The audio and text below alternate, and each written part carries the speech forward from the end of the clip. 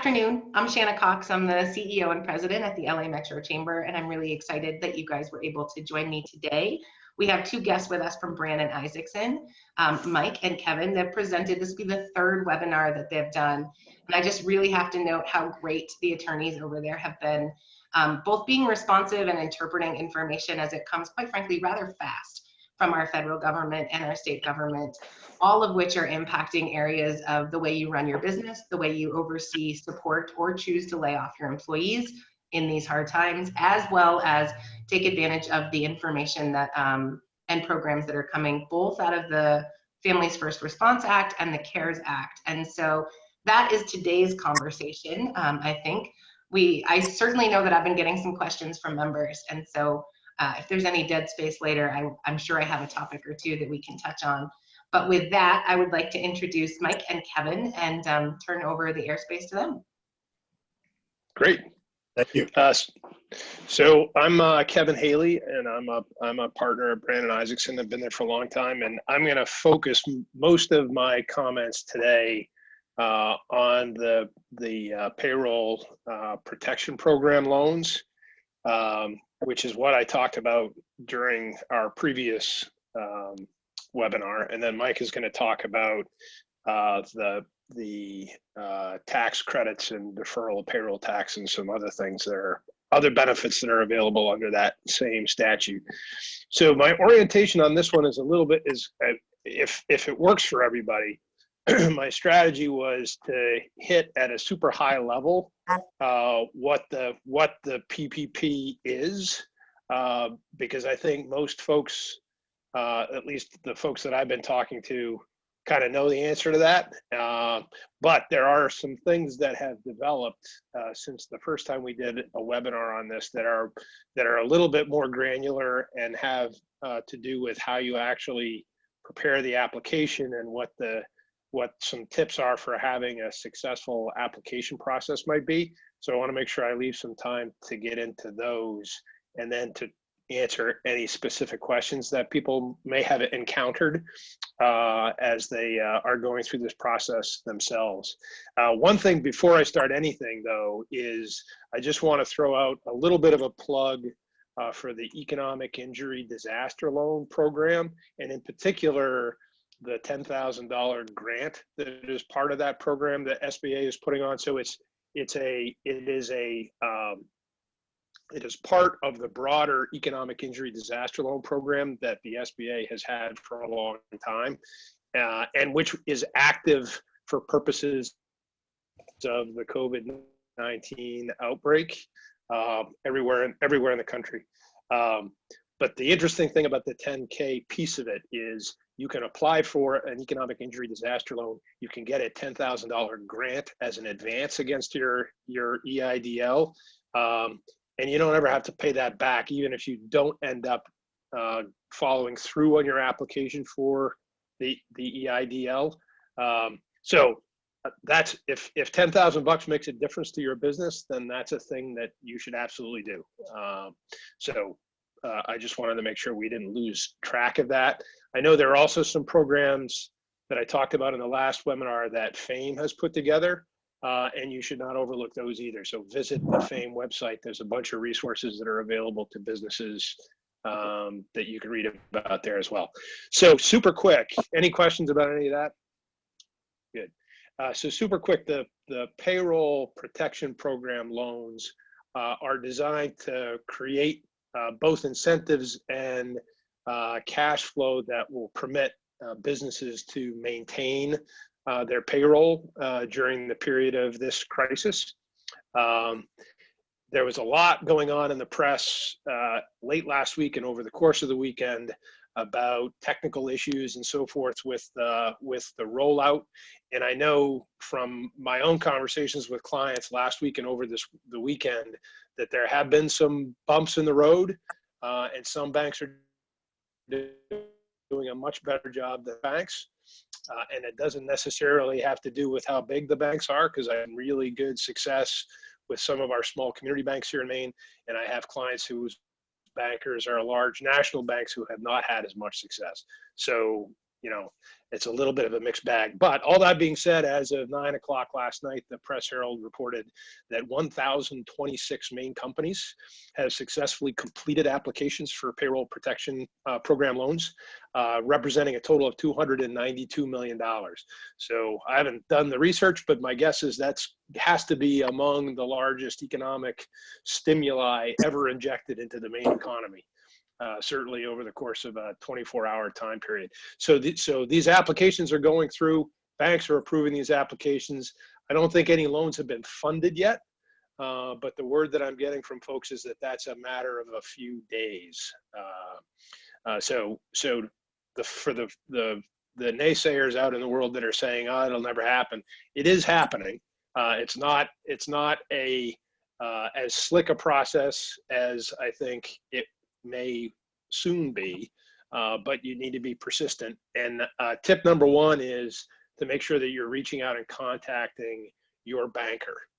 If this is something that you're interested in doing, establishing a contact point with your banker and staying in touch with them and getting updates from them is an important thing. I will say one thing that is happening in the early process here is that many banks are limiting their early applications, at least, to existing customers of the bank. So that can create a problem, certainly, for some businesses that don't have a regular, that don't have a lender or that don't have a tight relationship with a particular banker. But that is a thing that is happening. So at a high level, the PPP loans are designed to be 2.5% of your monthly payroll.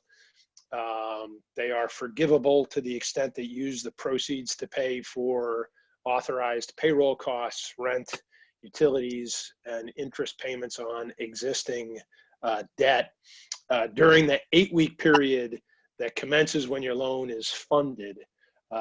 So you have an 8-week time period within which to incur forgivable expenses. For portions of your loan that are not subject to forgiveness, they're going to bear interest at 1% annually. When we talked about this first a couple of weeks ago, it looked like the interest rate was going to be 0.5%. But the Treasury Department, under heat from some of the large lenders, increased the interest rate to 1%. The loans will have a 2-year amortization, 2-year term. All payments of both principal and interest on these loans are deferred for 6 months. So 6 months from the time you get the money, you don't have to make payments of principal or interest during that time frame. So that is a thumbnail sketch of what the program is. I wanted to talk about a few areas that have been trouble spots for folks as they're trying to navigate this process.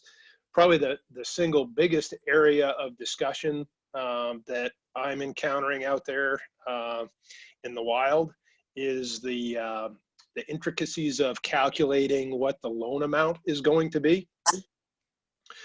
So as an initial matter, there's some confusion and inconsistency between the statute and the instructions about how you compute your payroll. It appears that the answer to that question is if you are a business that operated throughout calendar year 2019, you can use the 12-month average of your payroll costs that you incurred during the calendar year of 2019. That's the suggestion that the instructions and the regulations make, and that seems to be the approach that's working for everybody. Costs that can be included in that calculation are salaries, hour wages, tips, vacation pay, severance pay, benefits that you bear the cost of for your employees, and state payroll tax. Notable things that are not included in that process are federal payroll tax, the so-called FICA payments.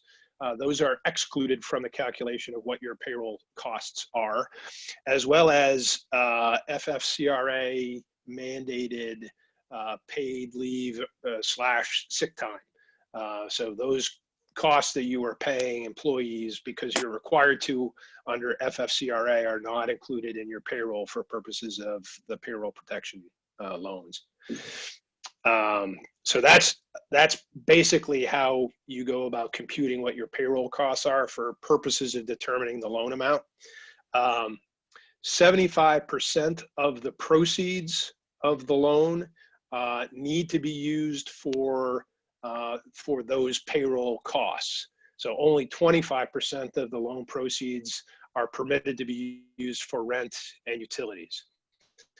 So that is an interest payments, and that's a change that emerged about midway through last week when the initial regulations came out. That was not in the original statute and not something that had previously been on anyone's radar screen. But it does have an impact on computations of what you think your forgivable component of the loan might be, because if your rent and utilities and interest payments exceed 25% of the total loan amount, then to the extent that they do, those amounts are not going to end up being forgivable, and you'll have to pay them off. So that's a little bit of change. Another area where there's a lot of confusion and a lot of things that are moving around has to do with the extent of the documentation that is going to be required of you to demonstrate what your payroll costs are. And different banks appear to be approaching this in different ways, but the types of documentation that are in the mix here include things like your federal Form 941, which is the form you use to transmit FICA information to the federal government, your Form W3, which is your Social Security tax transmittal to the federal government, both of which are based upon your total payroll. So that's a good way to document what your payroll costs are. Payroll service records are a good source of documentation for that. So if you use, Advantage Payroll or somebody like that, they have a pretty good handle on what those costs are. The nice thing about the payroll company aspect of it is that it may also include things like your health insurance costs and retirement contributions and other things that are part of payroll, but which are not necessarily reported to the federal government, because those are also amounts that are included in or permitted to be included in the loan amount. So those are different categories of documents that folks are using to establish what their payroll costs are. And then the final point that I want to make in terms of the different things that are happening out there, keep in mind that your individual lender may have its own documentation that it needs for you to fill out, or that it's going to require you to fill out over and above what the SBA documents are. So the SBA issued a final form of loan application on Thursday night of last week, so April 2nd. And it's a fairly simple document. What I've seen over the course of the weekend is that other lenders are tacking on their own sort of due diligence and application forms. Some of them are requiring balance sheet and profit and loss submissions from potential borrowers. Some of them have their own supplemental loan applications that exist in addition to the SBA loan application. And then finally, the other thing that we just learned this morning is that the SBA is going to issue a standard form of promissory note.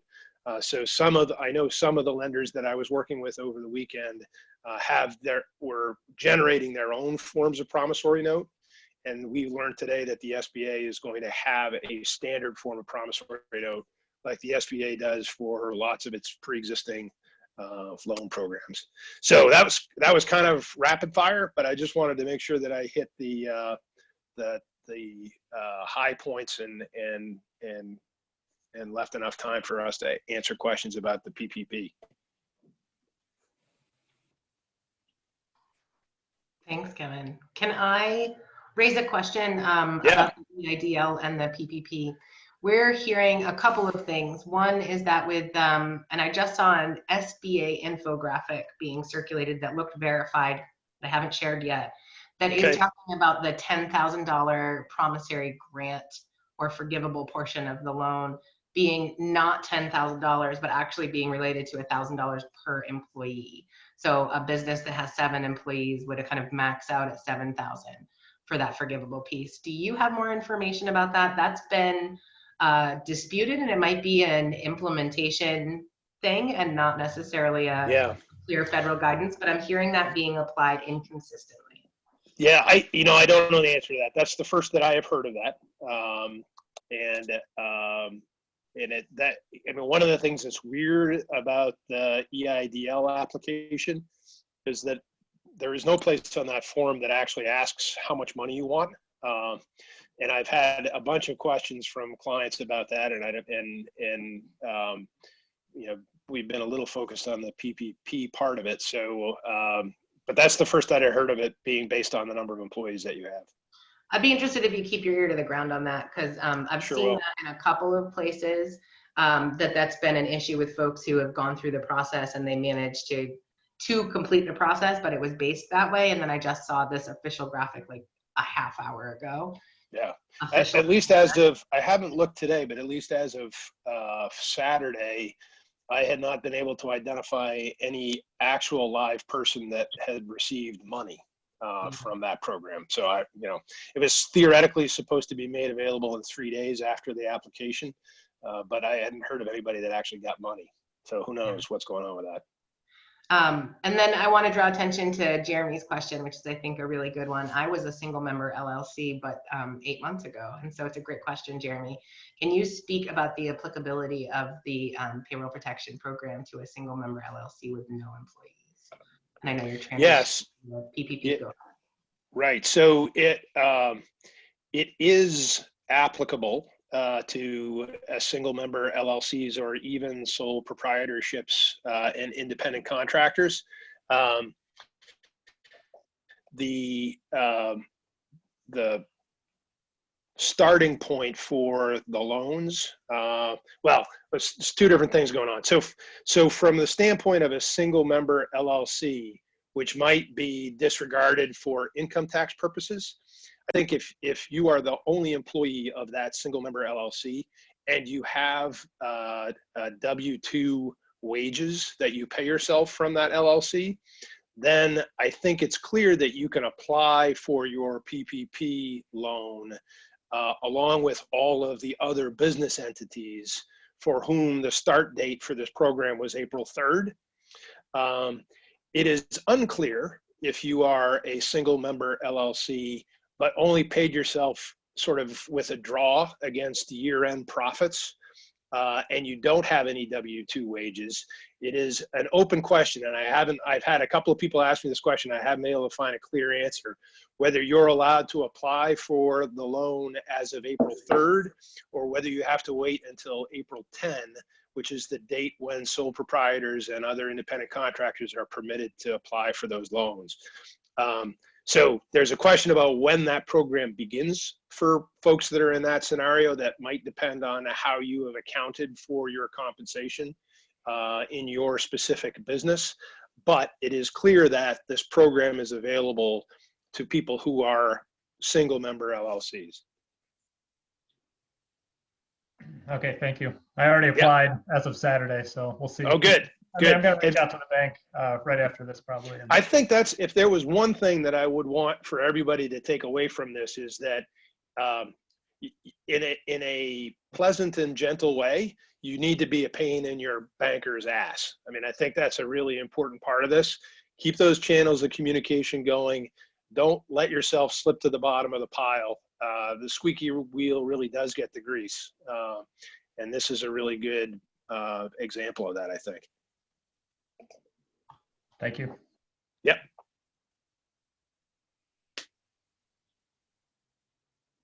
Great. That's all I had.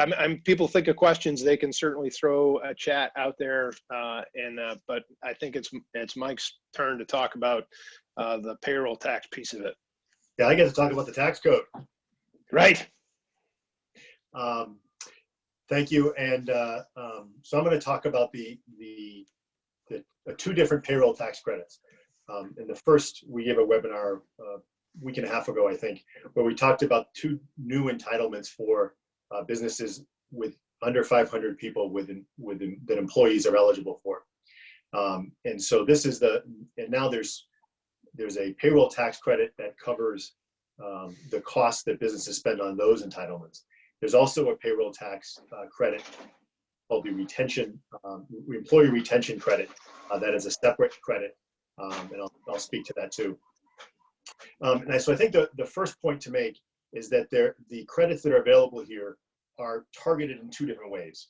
One is targeted to businesses that have employees that experience specific COVID-19 related issues, where the other one is targeted at businesses where their revenue is experiencing a COVID-related 19 issue.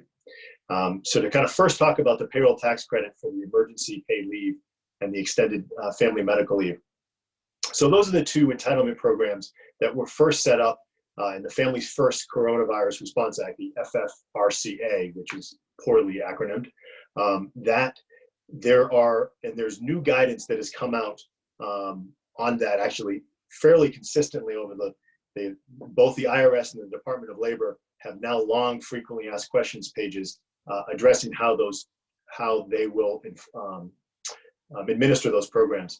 The Department of Labor put out emergency rules last week that have brought a lot more clarity to this, and also make some of the eligibility of employees to use the two entitlements, for example, is now quite specific, and you want to make sure that you're referring back to those, because in order to get the tax credit, the employees have to have properly granted or properly recognized the entitlement that the employee properly documented. So I won't get too deep into those, other than to kind of note that there is quite a bit more specificity that you should be aware of. Tomorrow, some colleagues of Kevin's and ours will give an employment law webinar that will talk about these and other issues. So for a quick summary of the two entitlements that are subject to the first payroll tax credit is an emergency paid leave where employers are required to give employees 2 weeks paid emergency sick leave. There's a lot of detail around this, but this is fairly broad. There are 6 different reasons that employers may be required to give employees emergency paid leave. The tax credit is meant to backstop the employer and pay for that. The second entitlement program is an extension of the Family Medical Leave Act. And the key takeaway here is the extended eligibility here is fairly narrow, although has pretty significant applicability. It's for employees who are home because of and unable to work because of school or childcare closures. So that's the only way in which the family medical leave is expanded, although of course it does relate to many of us. I want to now talk about a couple of notes for eligibility for these. First, nonprofits are covered so long as they otherwise qualify. Also, self-employed folks, as Kevin indicated, have similar opportunities to take advantage of. And I would kind of add to the similar piece that Kevin did, talking about the distinction between payment as W-2s is fairly clear that's qualified. Payments through draws are something that we'll need to watch. If the employer, in terms of how Right. Yes. Sorry to interrupt. So when you say nonprofits, there's been a lot of dialogue, in particularly affecting the chamber, that we've been watching around nonprofit and not-for-profit statuses. And so I just want to check that the Payroll Protection Program was actually available to businesses as well as C3s and I think a C19 veterans, but not all 501c nonprofits, depending on the number, are eligible. Is that right? I'd love to be wrong here. Yeah, no, I haven't seen a guidance from the feds that indicate that. I have heard that rumor as well. So I don't know the answer to that. Okay. That may be something that the employment law folks know more about. So far, Leave that for so far we hear from the congressmen and women who put the bill together that C6s were intentionally left out, as well as C4s and C5s. And I don't know that the rulemaking has clarified it, and there was some advocacy efforts for smaller C6s, like 10 employees or under, to be Right. named in the rulemaking as eligible. So we're watching that. We have 7 employees, Understandably. most chambers. I mean, the intention was to leave lobbying organizations out, which makes a ton of sense. We have the Economic Growth Council, which will be an economic driver as we come out of this, and that is an eligibility. Right. Okay, just watching. Love to Yeah. hear an update if you ever get one. We're looking. Yeah, I'll make a note of that. Thanks. So I was in terms of claiming the credit. There's 2 different ways to do that. The credit can be claimed on the normal employment tax quarterly returns, the Form 941. Businesses aren't going to want to wait until that, and so if that, assuming that and businesses can also withhold the amount of deposits that they would deposit on an interim basis for the employment tax, and if that amount is insufficient, there's a new IRS form of 7200 to apply for an advance for amounts that would be deposited on the Form 91. And again, this is fully refundable, and so if there's not amounts to cover this from the employment taxes that they otherwise would pay, that the employer still will get credit for that. So for these 2 programs, the payroll tax is eligible with the effective date of the entitlements, which is April 1st, and it continues through a calendar year 2020 at this point. In terms of, and so the document, I want to kind of flip now to the documentation that the employee will need to provide, and then the requirements for the employer to make sure that after they grant that if there's ever any audit or follow-up request, that documentation is available.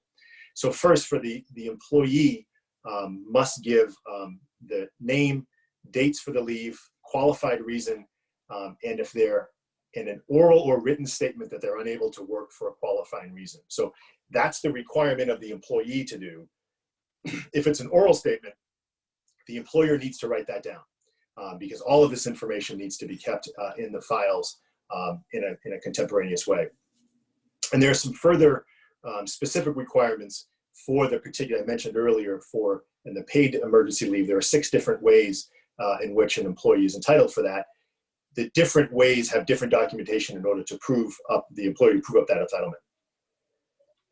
So for example, if they're requesting leave because of an isolation or quarantine order, they must give the name of the government entity that issued the order. And I'll make a note here that one of the things you're going to want to watch is the interplay in Maine that we have between local and state emergency orders. They're not the same, and thankfully some states, some cities like the city of South Portland does reference the state orders, which is great. Cities like Brunswick, Bangor, and Portland have not. So you really want to watch any place where your employees work. You want to be aware of what those requirements are and need to know how they may differ from the state order. So if they've been advised to self-quarantine, they need to provide the medical provider's name. This is not something, according to the regulations, that someone may, a self-diagnosis is something you need to do. And so as you come up with these particular reasons that employees are saying, I need paid leave for this reason, make sure it first tracks to one of the 6 reasons, and then make sure you understand what documentation you need to require the employee. And again, if you don't do that, there's a risk that you're not going to be eligible for a tax credit for the time that you've paid that employee who took leave. So for all of these different requirements, there are not forms yet.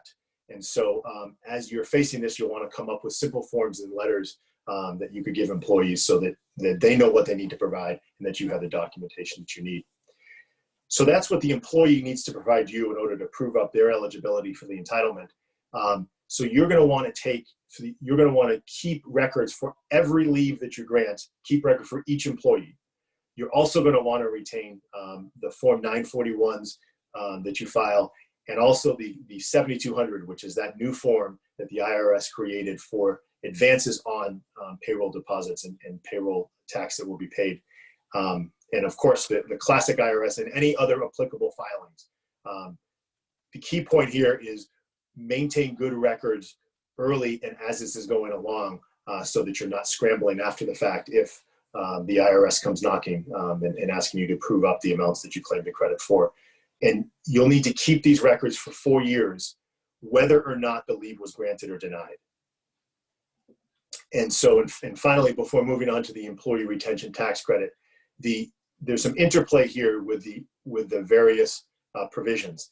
And so, if there's, and I'll kind of wait for the employee retention tax credit, you are as Kevin said, eligible for the small business loan, but you can't double count the wages towards the cost. And so, said another way, if 2 weeks of an employee's wage was paid for emergency paid leave and you get a tax credit for that, that can't count towards the payroll costs that you need to prove up 75% of in the SBA loan in order to have that forgiven, which makes intuitive sense, but just make sure again that you or your payroll company is tracking those properly. And then also there are also provisions to make sure that you can't claim under both this and existing tax credits for family paid family and medical leave. Again, intuitive, but make sure that you're aware and not by accident double counting payroll that may have been claimed for that. So before I move on to the employee retention tax credit, which is the second type of payroll tax credit that's available, I'll pause here and see if there are any questions. And for folks who are following along or listening, you are welcome to either unmute yourself and ask a question. We always start with you muted. Hello, little buddy. And that's our life too, Mike. You're doing great. Or you can place your questions in the chat box at the bottom of your screen, just to the right of the green arrow. There's a chat function, and you can ask your questions that way as well. Thanks. Okay, I'll continue now, and we can circle back with questions if folks have them. So the employee retention tax credit. So I started earlier by describing the two different ways in which these tax credits are targeted. This is a tax credit that's targeted towards businesses that are, when I say businesses, all employers are eligible if they otherwise qualify, that have had their income severely hit because of COVID-19. And so the ways in which this tax credit affects employers of different sizes differ. So under employers that have fewer than 100 employees have a broader range in which they may be able to take advantage of this than employers that are larger than 100 employees. And so what this is also a fully refundable tax credit.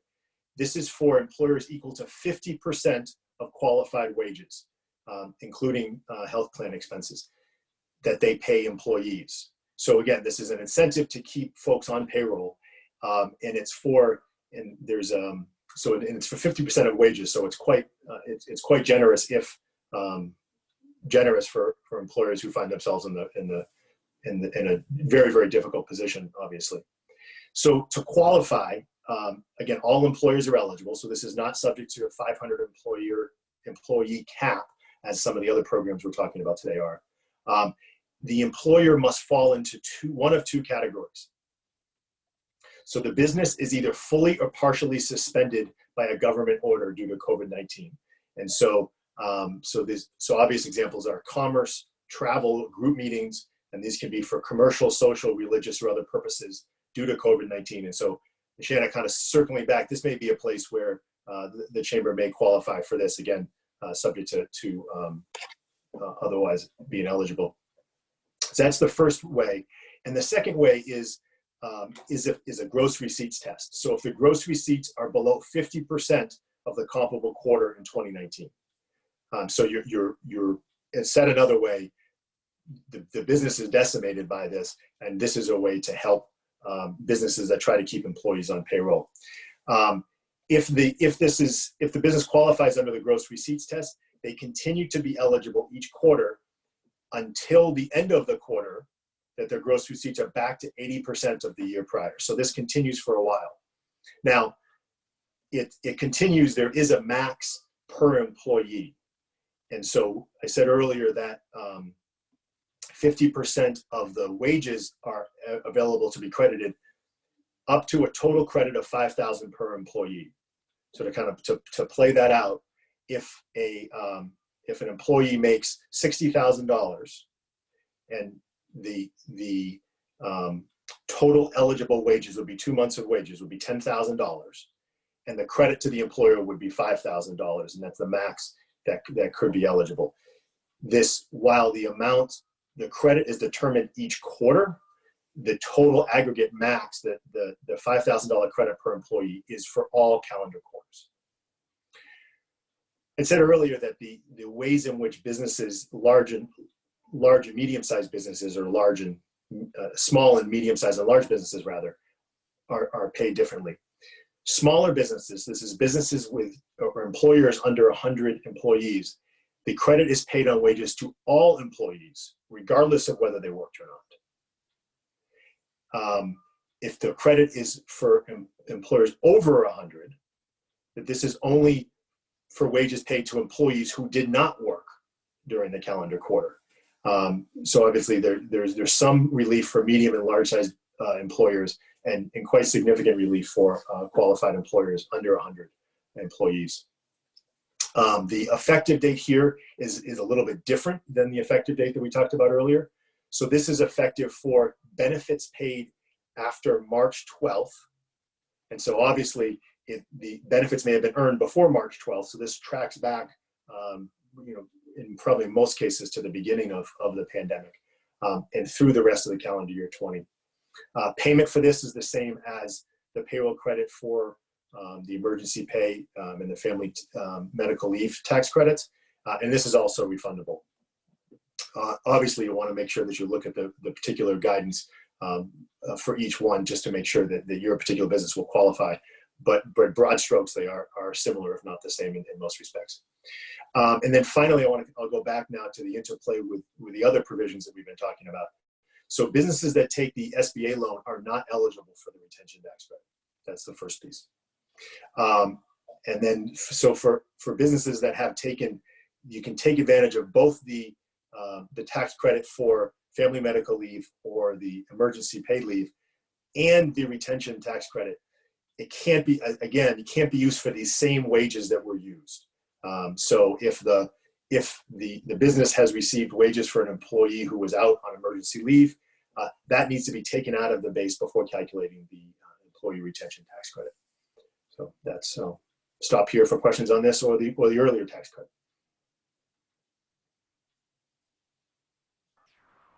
I have a question, which is, as we as employers think about which ones to take advantage of, which ones are most useful given our employment scenarios, and how to keep track of all of this, right? In terms of what we need to provide our accountants and CPAs at the end of the year, what we need to retain for years going forward. Do you, are you seeing any that are like you could not take advantage of more than one, right? So I want to say like participation in PPP makes you not eligible for the EIDL or vice versa. Is that just a myth that's out there? Do you want to speak to that? So I guess I'll before kind of getting to the two loan programs, there is that the piece I just mentioned about the PPP and the employee retention tax credit. So there's an ineligibility there, and I think I'll follow up and kind of extend that question, but I'll wait for Kevin to answer your specific question too. Yeah, so it's sort of true that you cannot do the economic injury disaster loan and the payroll protection program loan.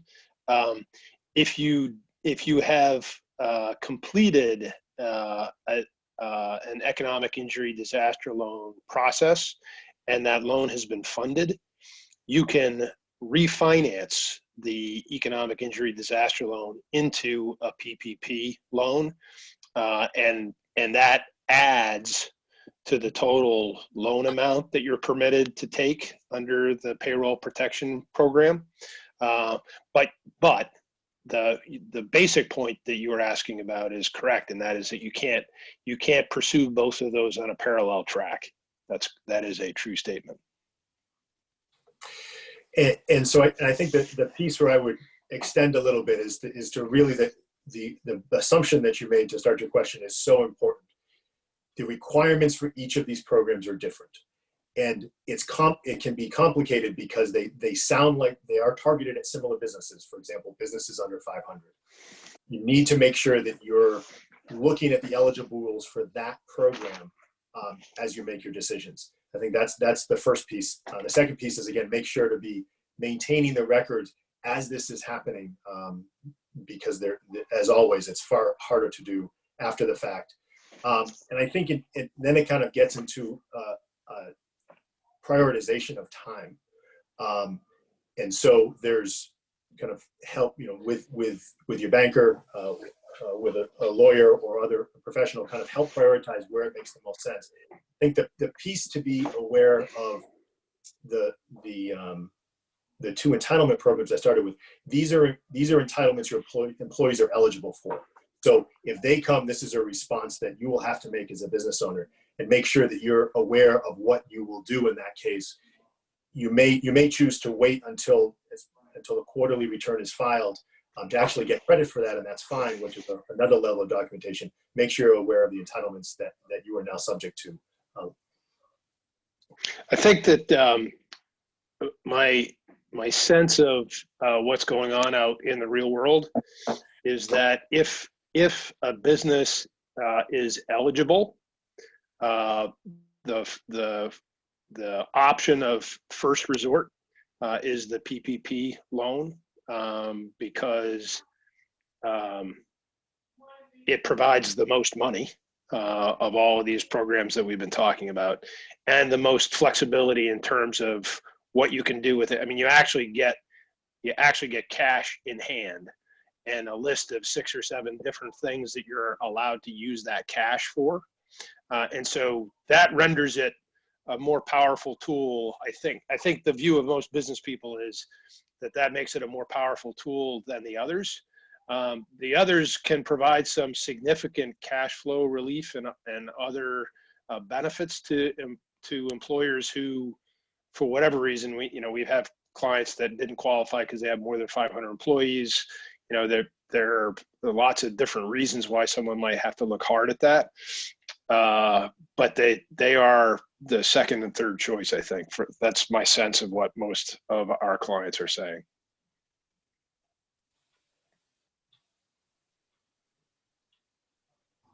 That resonates with what we've been hearing. I think the one thing that we're seeing as a factor is, so for us, payroll is one of our largest expenses. Yep. And so PPP, should we have been eligible, would have been the obvious choice. I think it's about whether you have a business model that doesn't have salary as one of your larger expenses, that creates an opportunity. But with that 2.5 times or 250%, it's really about what works best for your business, right? Yeah, I think that's right. And there's lots of, when you get into the weeds on this thing, there's lots of calculations that people make about on the PPP loan in particular, what their head count is as of today, what it was when at the beginning of the time period that you used to calculate forgiveness, and what it's likely to be at the end on June 30th. And it's not necessarily a simple thing to figure out what your forgivable component is going to be based on all that, because there is a lot of uncertainty about whether you'll be able to bring people back on, and whether you'll be permitted to open even. If you have a loan that's funded tomorrow, open question whether you will be permitted to open your business 8 weeks from today or from tomorrow. And if you're not, then then you're not going to be able to use that. You're not going to be able to use all the money. I guess you can use the money in a way for the purpose that it was intended for, which you can give it to your employees and not have to pay it back and pay them to do nothing. I mean, that's kind of the idea, is that it gives people the flexibility to do that. But it doesn't, but if you're not able to reopen your business at the end of that 8-week time frame, then something else is going to have to happen. Which I suppose I should say that there's no assurance of this, but there does seem to be a building consensus among bankers and business people that there will be a second tranche of the PPP loans and or an extension of the time frame within which you can incur forgivable expenses. I think to reflect the fact that that 8-week time frame is going to come and go really quickly. I mean, I think that's it. Who knows how that'll play out and what happens when Congress starts kicking that around. But that does seem to be a thing that is out there on the horizon as a real possibility.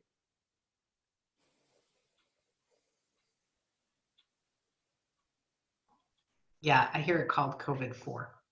Right, right. Yeah. Yeah. We're hoping some good C6 language makes it into number 4. Right. Mike, did you have more? Do we want to see if there's any questions? Yeah, why don't we open it up to questions? Yeah, so we've got a number of folks. We haven't heard from Diane. Marcel might have some questions, or Nancy, but I'd encourage folks to either type the question down below or ask the question outright. And I would just say, given the number of questions that we've been fielding, there is no question that is stupid. It is a lot of information with a lot of new programs without a lot of clear guidance or rulemaking in effect in a very short amount of time. It is likely that your question is not only a really good one, but shared by others. And so if anyone wants to drum up their courage and go ahead and bravely ask a question, we would invite it, because it is likely one others will benefit from hearing you ask. Shauna, what are some of the questions that you have been contending with? I tried to organize my remarks around answering the most common questions that I'm getting. So maybe I hit on some of them, but. I mean, you definitely did. I think the most common ones that we're hearing, and one thing I guess that I could explicitly ask / pose, I guess. So, the PPP program, which was the one that was kind of like really pushed to come out Friday, and we were getting emails from the financial institutions we work with through the night Thursday and prior to opening on Friday with updated links. So, I mean, I think there's just a note to the very challenging role that our financial institutions are in to try to interpret and stay up to speed with what's coming to them from SBA. But that otherwise, it's SBA approved 7A lenders. And so far, as I understand it, credit unions aren't traditionally approved, and there is some process for them to be approved right now. Right. But you had mentioned, depending on who your lender is, whether there might be a prior relationship there or not, and we're finding that some folks who exclusively bank with credit unions are having to access an additional lender that they might not have an existing relationship, which is a deficit for them, given that some banks are prioritizing existing relationships. And so I just wanted to call that out as both the kind of confusion that is happening in the background that we're hearing from our members who are financial institutions, as well as our small businesses looking to access them. But that piece around credit unions. That definitely resonates with some of what we were hearing in the marketplace as well, and different lenders. I mean, at a national scale, because some of our clients are companies that are not in Maine, and some of the national banks seem to be a lot closer to this process than some of the other national banks.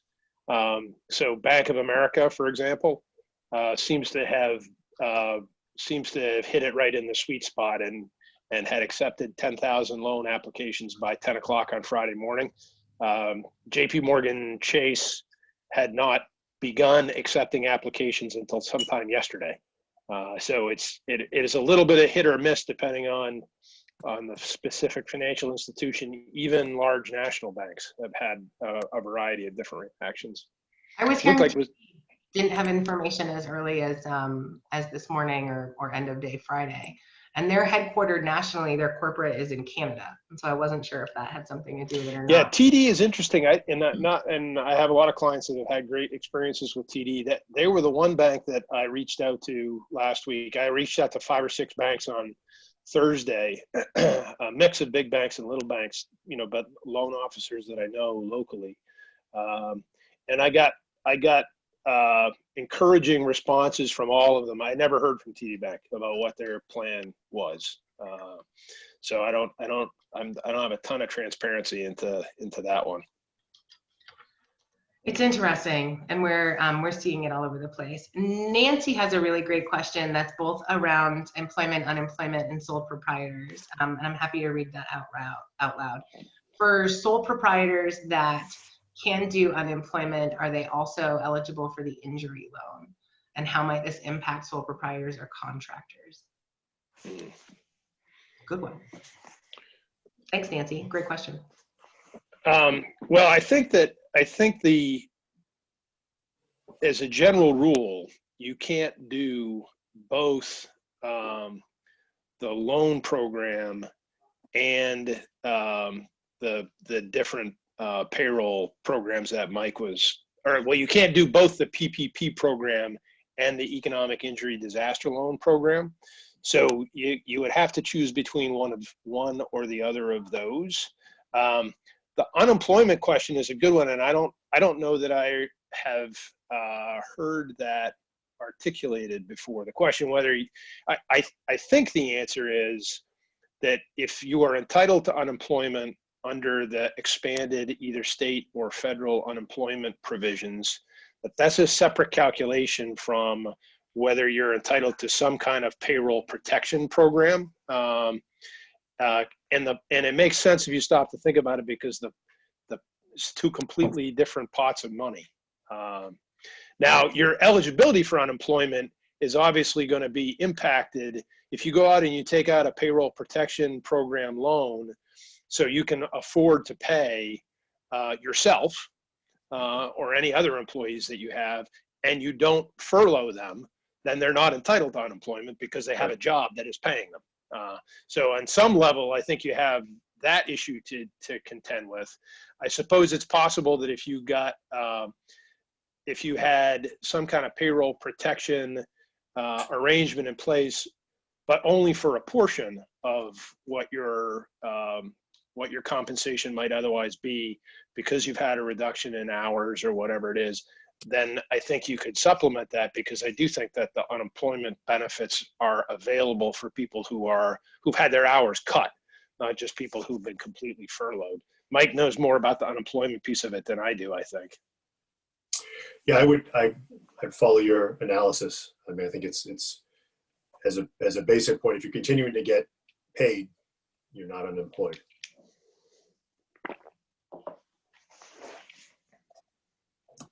I'm just going to note, and Nancy, if you want to unmute yourself, feel free.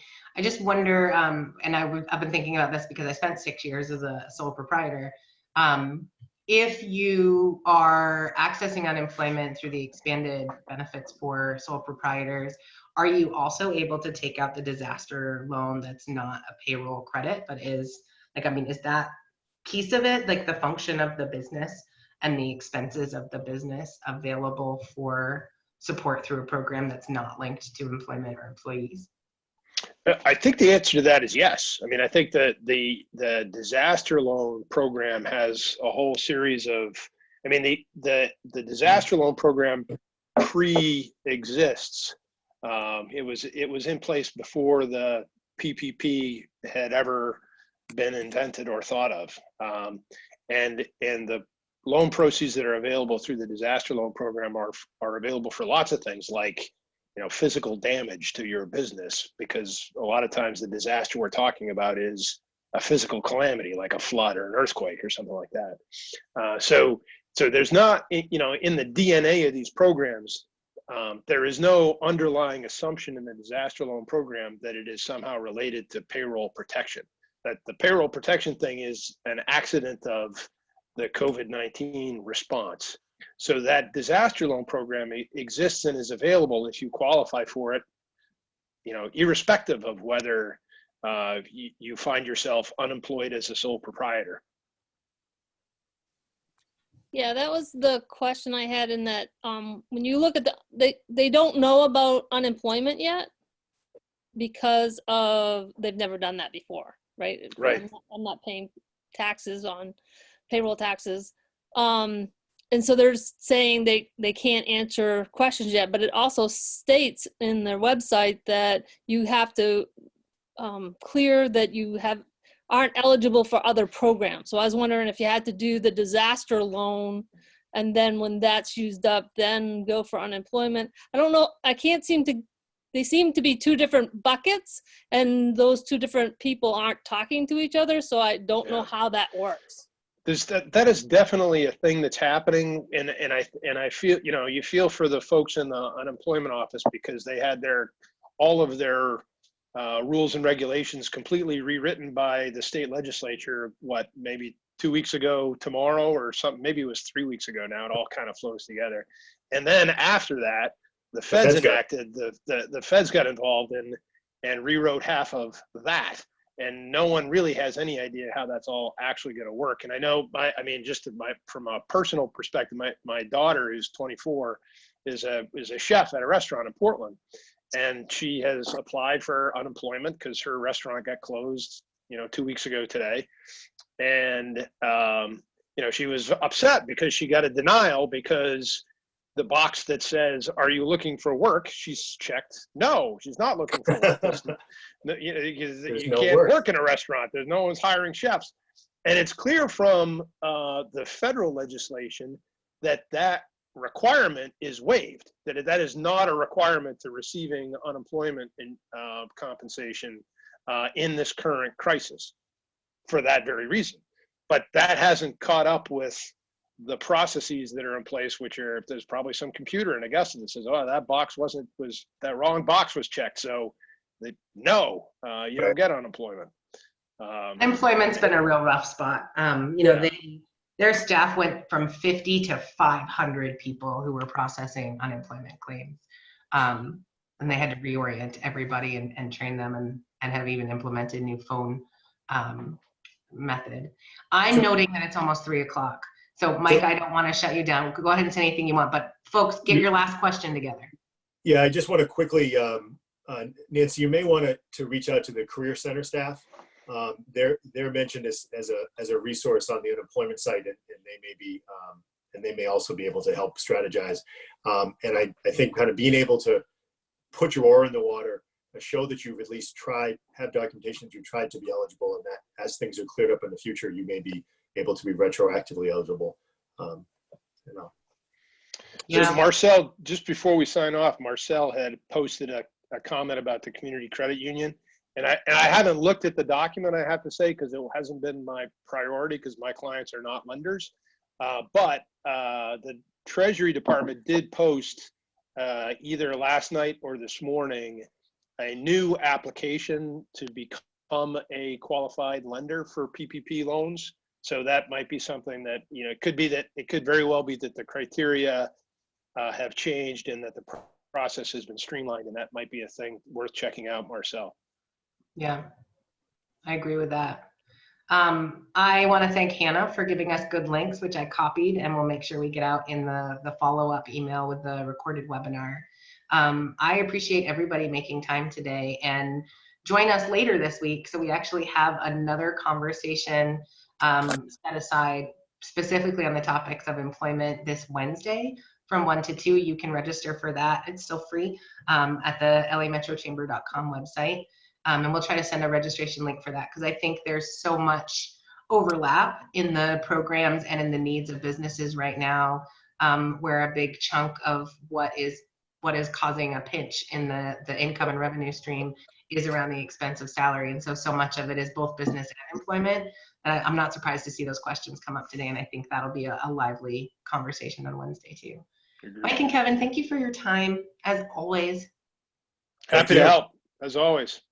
You guys are well trained. That was in queue. Thanks everybody for joining us today. I hope you enjoyed the sun that's starting to stream through the window. And I hope you found this information useful. We'll be sharing it with you later today. Thanks.